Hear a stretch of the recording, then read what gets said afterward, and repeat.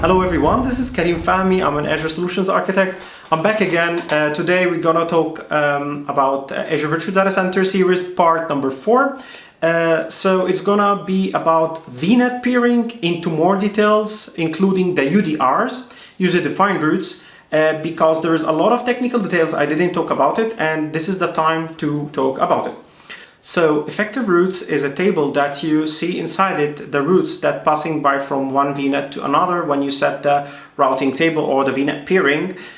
So there are some default routes and some user-defined routes, and when you attach a table, so what happened and so on. So all of those details, we're gonna talk about it now in order to take it into consideration, because a lot of people had a confusion when they are building a VNet peering or doing a hub and spoke model. So when they check the effective routes, they find some routes appear, some routes disappear, and some routes are unknown, what are these, and so on. So let's go and see it.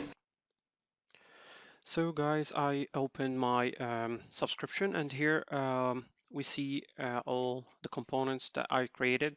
So I just predefined it, or I created earlier previously in order to save time. So what I did here is I created virtual networks. Okay, so the virtual network is called Hub, and one virtual network called Spoke, and virtual network called Spoke Vnet 2.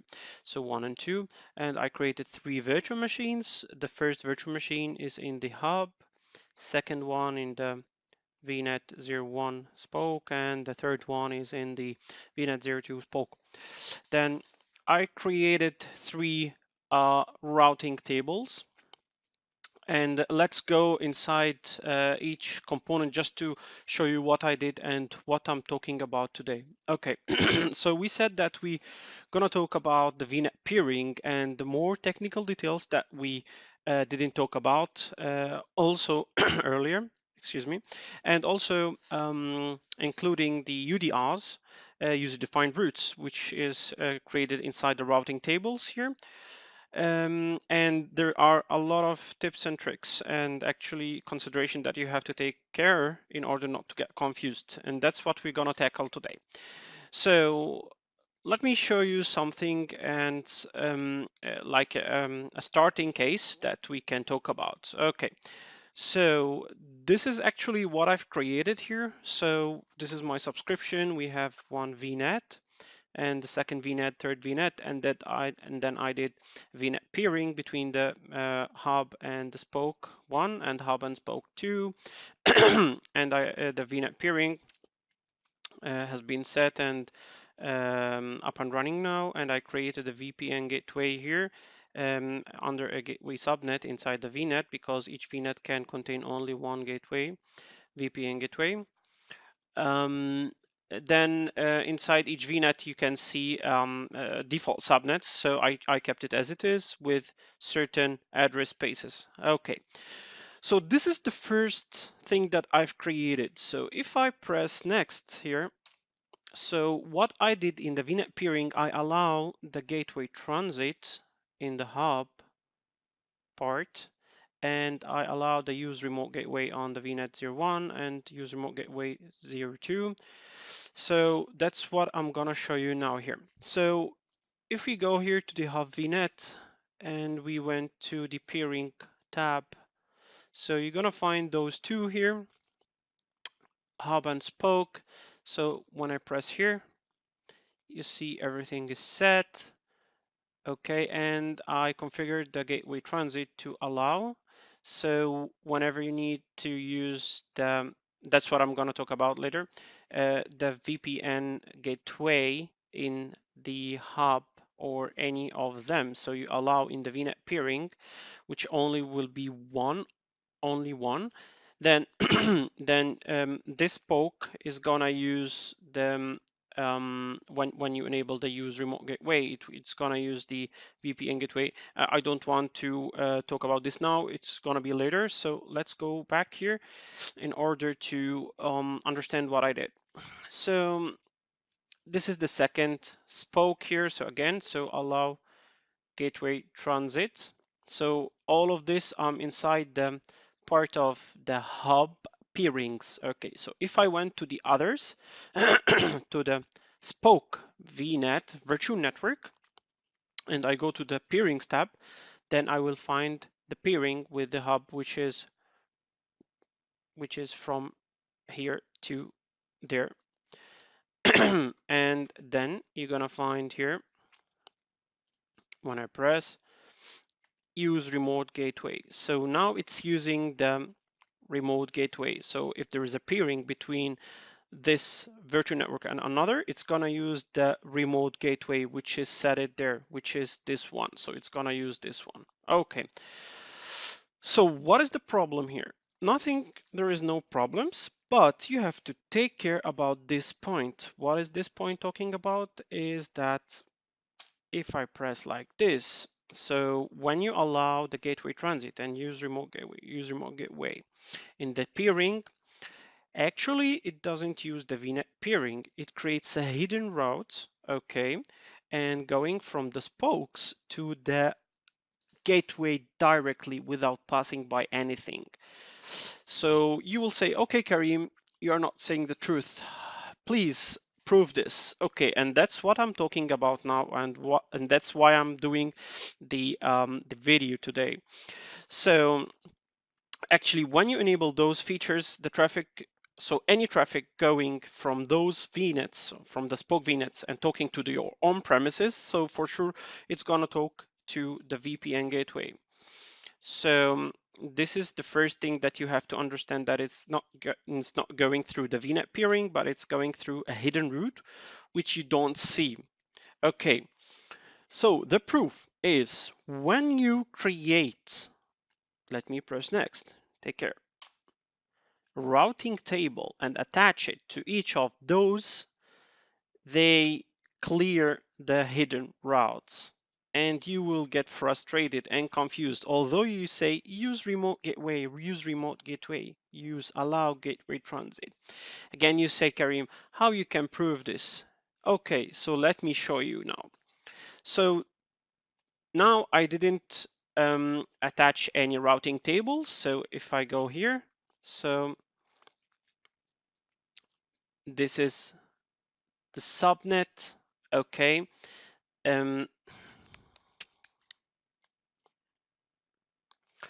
So when you go, so I didn't attach now any of those routing tables. So the Spoke RT, Spoke RT, Spoke 01 RT, Spoke 02 RT. So when I go to Spoke 01 RT, so there is no any subnets, okay, attached. Okay, and here in the Spoke 02, nothing attached. Okay, so there is no subnets. I didn't attach them yet. Okay, so here's the proof that when, okay, so I have to first start those two machines first. Let me go to the machines, virtual machines, because they are turned off. Okay, I will start them. Yes. So the proof is that I'm gonna track the next hop from the virtual machines. So those two virtual machines, let me show you. This virtual machine is in the Spoke Vnet 01 in the default subnet. Okay, perfect. Let's go back. The VM03, it's in the Spoke Vnet 02. Perfect. Okay, let's go back. Then, after they are turned on, now just waiting to see. I know it takes some time. Okay, refresh. So they are running. Okay, and here refresh is running. Perfect. So let me show you something here. So in the monitoring tab, when you go to the network and then you choose next hop, which is a feature in Network Watcher. So you choose your virtual machine. I need virtual machine number 2, and it have this interface. And then, okay, so what I need to do is I will show you something. So what I need to do is I need to talk to a destination IP, which is in the on-premises, which is for sure it's a virtual. I don't have anything, but it's defined in the address space of the local virtual network gateway. So let's go there and show you. Okay, so when we go to the resource groups here, so this is my resource group, and this is like by type, and then we go to my virtual network gateway. So this is my virtual network gateway, and it has a public IP address. Okay, and it's up and running and everything is okay. So this is my connection that I've created. For sure it's fake. I mean, I don't have any remote VPN gateway on premises, but I just create it in order to reach a goal that I want to prove for you. So this is the local network gateway here. So when you are creating a connection, you have to create a local network gateway. Local network gateway means that you are representing the remote VPN gateway, which is on premises on Azure. Like you are saying, this is my remote one. Okay. So when I press here, you have to define something called address spaces that are those are the IPs that is defined on premises or on your remote site in order to make it accessible by Azure. So you define it there and define it here. So for example, if I take this IP address 192.22.3.3, oh, okay, so /24, so it's 2256 IPs. So I will take this one and I will imagine that I'm gonna connect to it, I mean to the IP number 10 from this range, from the VM02. Okay, so let's go for this scenario here. So network and next hop, then virtual machine to, okay, and then in the destination IP, you put this one and add one. So imagine that I'm connecting to number 10. So again, so what I'm trying to do now is I'm connecting from VM02 to the on-premises, which doesn't exist, which is that the IP that I put now. And the address spaces are defined here. So logically, if we are talking about the next hop should be not the VPN gateway, but when we allow the use remote gateway, the next hop, you will see that it's gonna be VPN gateway. Okay, let's go.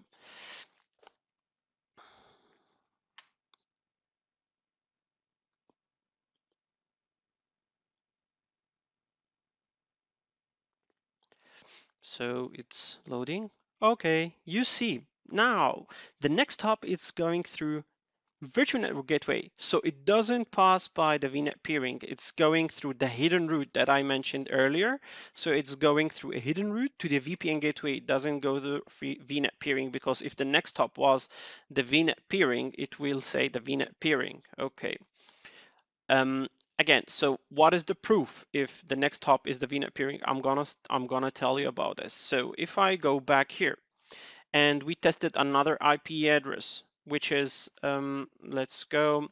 I'm gonna talk from the VM1 to sorry, from the VM2 from the VM2 to the VM1. Okay, so go back here, and the VM1, I think it's turned off. I have to turn it on. So let me go to the virtual machines and my machine here. Start. Okay, come on. So I'm gonna start this. By the way, those machines are awesome. They are new. Actually, they are $4 per month.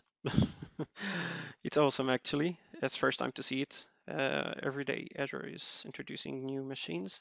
So, but I don't know what are the specs of this. It's kind of half gigabyte and one CPU. It's all, I think it's for testing. I put on it Linux. It's working fine. So it's starting now. So you see, this is the IP address of the virtual machine. So it's 10.0.0.4. Okay. And the VM2 is, let me go back and show you. So VM2 is 10.1.0.4. Okay, so let's go for the monitoring and go for my network and then next hop. So I want to connect from my VM2 to the source. So the destination is gonna be 10 .000, sorry, .4. So now I'm saying that I want to move from to check the next hop. What is the next hop? So next hop.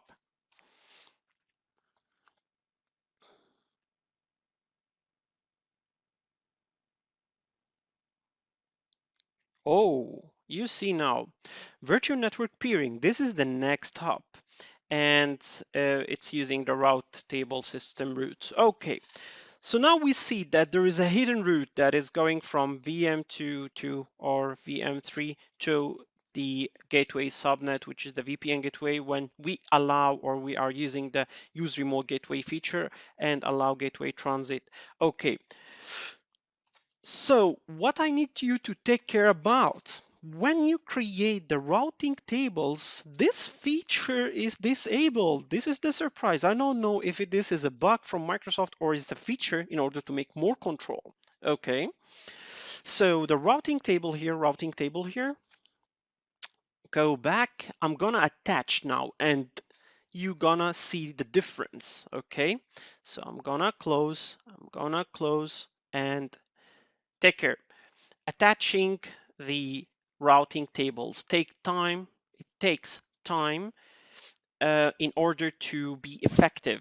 Okay, so this is my spoke routing table. So how to attach it? So you go to the subnets, associate, choose your virtual network. I need this virtual network, and this is the subnet, and then okay.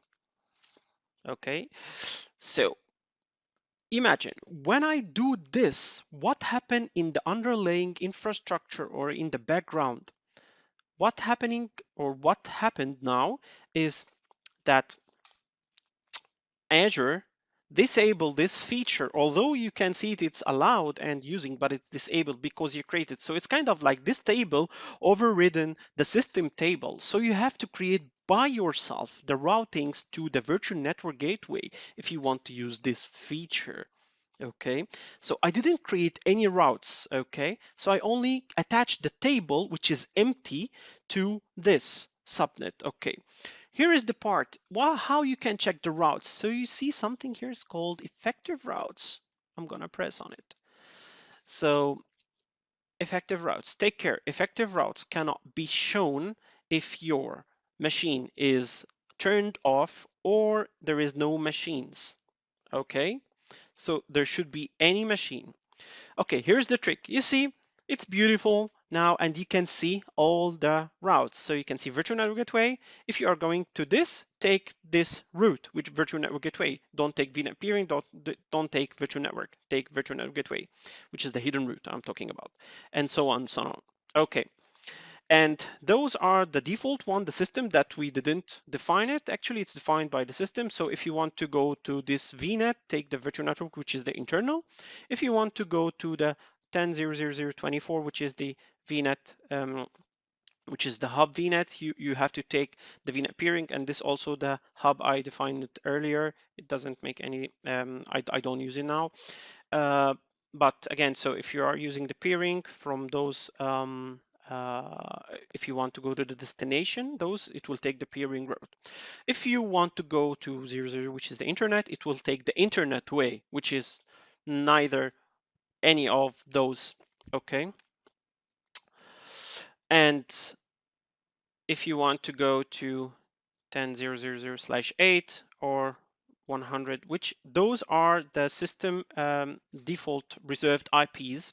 I got some details about it. So because I'm not like the network guru, but I wanted to understand what's happening inside. So if you see this 10.0.0, it's in the Wikipedia here. 10.0.0/8 is used for local communication within private network, and this is 164, which is defined. So it's used between communication service provider and subscribers using a carrier grade net. Okay, so these routes, you cannot use them, you cannot override them, you don't touch them, you leave them as it is because they are used by Azure network underlying infrastructure. Okay, perfect. So here's the trick.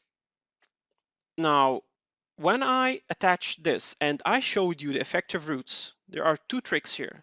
First time, when it's created and attached to the subnet, it shows you those routes, okay? When I close this now and open it again, it will disappear.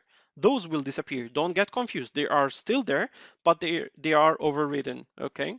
So let me close, open again. As you see, effective routes.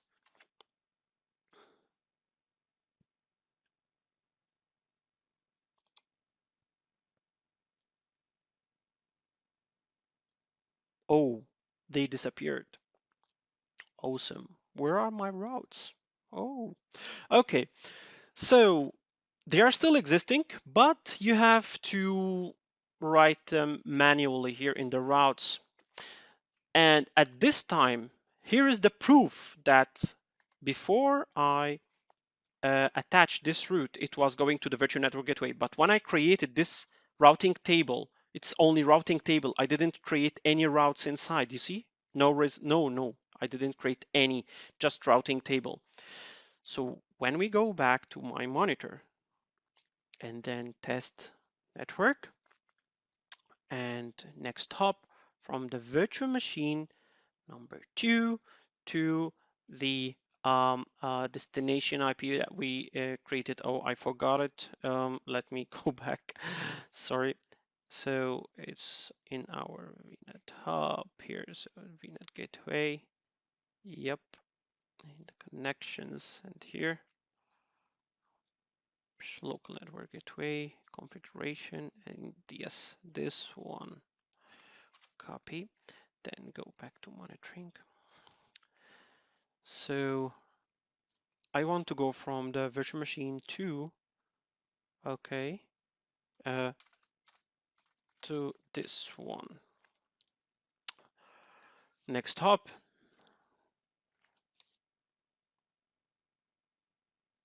Oh, you see this? It's going to the internet. How come? Because there is no route defined for such prefix or for such destination address space. It's already defined, but it was overridden when you created only the table, even you didn't create routes. So what you have to do is to create the routes manually, okay, in order to use this. So when you use this feature, use remote gateway, allow gateway transit, take care that when you create routing tables, they are deleted. They are useless now. They are not using it. Okay, you have to create the routes manually in order to go to the VPN gateway. And in here, you're gonna find it in the routes. So if we go, for example, in the here in the spoke routing table, so in the routes add, so I'm gonna say to on to sorry to on-prem, for example, and this is my address prefix /24. Okay, and the next hop, you see, you can choose from those guys: virtual network gateway, virtual network internet, virtual appliance, none. So I'm gonna choose virtual network gateway and then press OK. So it takes time, some time, in order to be effectively working.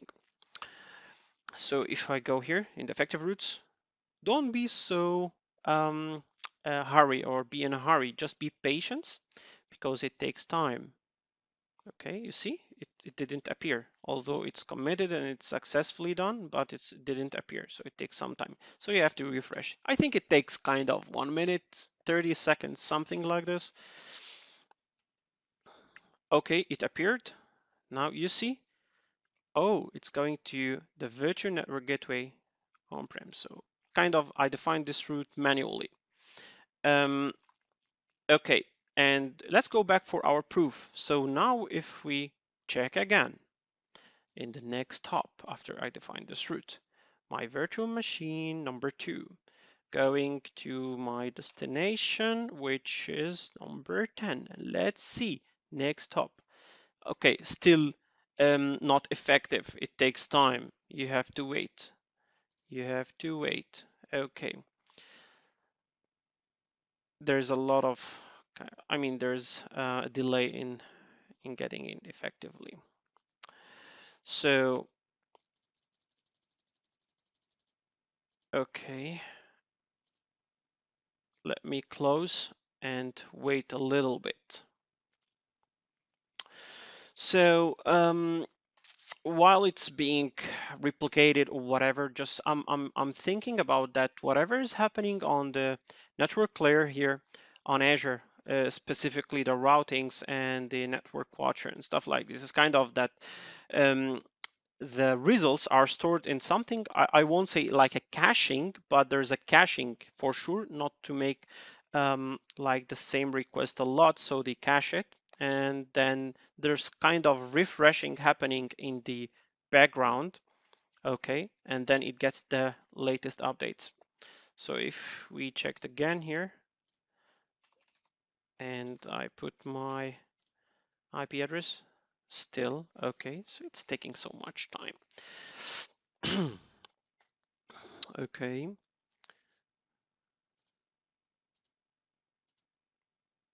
Oh, okay. So now we are waiting till the routes is effectively, or from the network watcher system that is taking, maybe I'm just guessing, it's taking some updates every maybe a couple of minutes in order to show it to the user. And also using the caching method is in order to um, make it faster and decrease the headache of requesting each time the same request. So when we go back here, again, let me check. I hope it works now. Next hop, virtual machine number 2, and my IP address is 10 and